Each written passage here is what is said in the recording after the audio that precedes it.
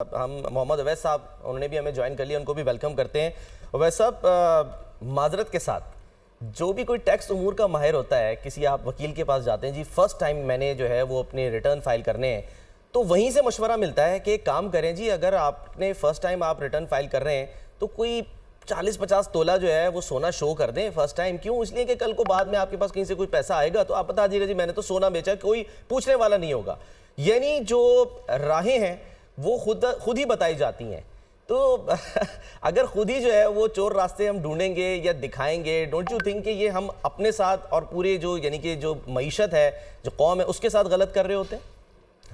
अस्सलाम वालेकुम सलमान भाई। मैं फ़र्स्ट ऑफ़ ऑल तो ये बात कि एक कहना कि जो टैक्स कंसल्टेंट होता है वो कोई एडवाइस इस तरह की कर रहा होता है जो टैक्स एविजन की तरफ लेके जा रही है, तो फ्रेंकली ये एक परसेप्शन तो ज़रूर हो सकती है, लेकिन मैं इसको रियलिटी नहीं कहूँगा। अच्छा, आप इसको ज़रा और तरह सोचें। हमारी एक्चुअली अनफॉर्चुनेटली हमारी सोसाइटी अनडॉक्यूमेंटेड है। इस बात को गौर कीजिएगा कि आप जब भी कोई चीज़ पहली दफ़ा फाइल कर रहे होते हैं, पहली दफ़ा फाइलर बनने जा रहे हैं, तो आपने अपने तमाम एसेट्स, तमाम लायबिलिटीज का हिसाब करके एक वेल स्टेटमेंट सबमिट करनी है। उसी के अंदर ये 50 तोले सोना आ जाता है या कोई और एसेट आ रहा होता है। अच्छा, लॉ हमारे कुछ चीज़ों की बड़ी कम्प्लेक्सिटीज कर रहे होते हैं। मसलन इसकी एक एग्जांपल देता हूँ कि आपको पता होगा कि आज के दौर में बहुत सारे फैमिलीज में, मैं मेजॉरिटी में कहूँगा, आप एक घर खरीदना चाहते हैं तो आप क्या करते हैं? अपने भाई से पैसे पकड़ते हैं, अपनी वालदा से पैसे पकड़ते हैं, अपने इमीडिएट वालों से पैसे पकड़ते हैं। कि आपके पास मॉर्गेज फाइनेंसिंग जो है उसकी फैसिलिटी अवेलेबल नहीं है, और अगर है तो कल्चर नहीं है हमारे यहाँ कि जी आप मॉर्गेज लेके अपना घर बनाएं। जितना पैसा आपने उसमें रेंट में देना है, तो लोगों को हमें ये कहना चाहिए कि अगर फैसिलिटी हो तो वो ही पैसा वो मॉर्गेज में देके अपना घर हासिल कर लें। बिल्कुल, ये बात आपकी बिल्कुल सही है, लेकिन इसी वजह से जब आपने एक इनफॉर्मल इकोनॉमी के लिहाज से वेल स्टेटमेंट बनानी है, तो आप बताएं कि क्या आपने उस कानून के अंदर रहते हुए उस आदमी को फ्यूचर के प्रॉब्लम से बचाना है कि कल को इस तरह की कोई चीज आ रही होगी तो उससे उसकी सेविंग हो सके, या उसको उस निज़ाम के अंदर ला के इतना क्रश कर देना है बाद में कि वो बाद में तो भुगतता रहे कि हाँ मैं टैक्स फाइलर क्यों बना था या क्या चीज हुई थी। क्योंकि बेसिकली या तो आप शुरू में, आप पहले स्टेज के ऊपर जिस दिन आप उसको फाइलर बना रहे हैं उस दिन आप उसको कोई ऑप्शन दे दें कि आप ओके व्हाटएवर द थिंग्स आपके पास हैं सारी चीज़ों को ले आएँ, चाहे वो डॉक्यूमेंटेड है, अनडॉक्यूमेंटेड है, बाज़ औक़ात आपकी बचपन की सेविंग्स चल रही होती हैं, वो सारी आपके पास पड़ी होती है, इनहेरिटेंस आ रही होती है, वो सारी चीज़ें होती हैं, तो उसकी वजह से ये सारी चीज़ आती है। और इन रियलिटी भी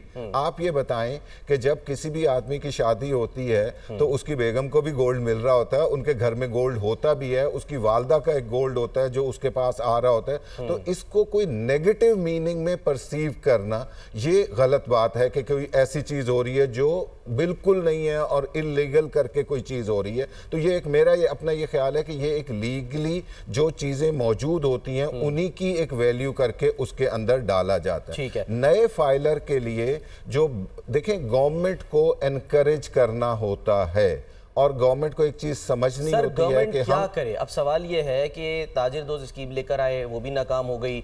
आपने कोशिशें की लोगों को ये बावर कराने की, बल्कि जाहिर सी बात है ये भी कहा जाता है कि जी आपने जो जजा है वो तो बतानी सजा का भी बताना है, और वो बताती है कि भाई आप ये करेंगे, आप नॉन फाइलर होंगे, आप गाड़ी खरीदने जाएंगे, आप घर खरीदने जाएंगे, आपको नुकसान होगा, आपको ज्यादा पैसे देने पड़ेंगे, बल्कि कई जगह पर तो आपको वो एंटरटेन ही नहीं करेंगे कि भाई नहीं आप तो नॉन फाइलर हैं, हम आपको कर नहीं सकते, फिर जाहिर है उसके जो भी रीजन है। और क्या करे हुकूमत लोगों को बावर कराने के लिए कि भाई आपने फाइलर बनना है, जो मर्जी हो जाए आपने फाइलर बनना है। सलमान साहब, बुनियादी वजह आप मुझे एक चीज बताइएगा, आपको इस टैक्स के निजाम के ऊपर ट्रस्ट है? आप जो फाइल कर देंगे, मैं आपको ये कहता हूं कि आप बिल्कुल करेक्ट वे में अपनी हर चीज फाइल कर दें। क्या आपकी असेसमेंट अगर आपका केस ऑडिट में खुल गया, खुदा ना खास्ता आपकी कोई अमेंडमेंट हो गई तो कोई चीज वो नहीं हो रही होगी।